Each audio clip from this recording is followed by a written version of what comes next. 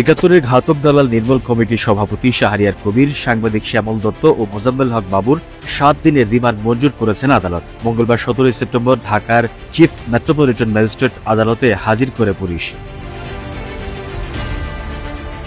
রাজধানীর রমনা মডেল থানায় দায়ের করা হত্যা মামলায় ৭১ টেলিভিশনের সিইও মোজাম্মেল হক বাবু এবং ৭১-এর ঘাতক দালাল নির্মূল কমিটির উপদেষ্টা মণ্ডলের সভাপতি শাহরিয়ার কবিরের 7 দিনের রিমান্ড মঞ্জুর করেছেন আদালত। মঙ্গলবার 17 সেপ্টেম্বর সকালে তাদেরকে আদালতে হাজির করে মামলার তদন্তকারী কর্মকর্তা পুলিশের পরিদর্শক মোহাম্মদ পায়েল হোসেন মামলার সুষ্ঠু তদন্তের স্বার্থে তাদের 10 দিনের রিমান্ড নিতে আবেদন করেন।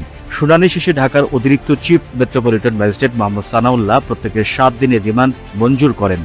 আসামি পক্ষে আইনজীবীরাও সেখানে ওকালতনামা দিয়ে তাদের এই রিমান্ডের বিরুদ্ধে এবং জামিনের জন্য প্রার্থনা করেন।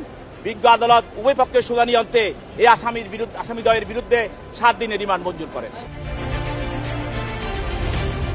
অন্যদিকে বৈষম্য বিরোধী ছাত্র আন্দোলনকে কেন্দ্র করে ফজলু নামে এক যুবককে হত্যার অভিযোগে রাজধানীর ভাসানটেক থানার মামলায় ভোরের কাগজের সম্পাদক শ্যামল দত্তের 7 দিনের রিমান্ড মঞ্জুর করেছেন আদালত। মঙ্গলবার সকালে তাকে আদালতে হাজির করে মামলার তদন্তকারী কর্মকর্তা পুলিশের উপপরিদর্শক মোহাম্মদ শহীদুল বিশ্বাস সুষ্ঠু তদন্তের স্বার্থে তাকে 10 দিনের রিমান্ড নিতে আবেদন করেন। শুনানি শেষে ঢাকার অতিরিক্ত chief metropolitan magistrate Mohammad Sanaullah তার 7 দিনের রিমান্ড মঞ্জুর করেন।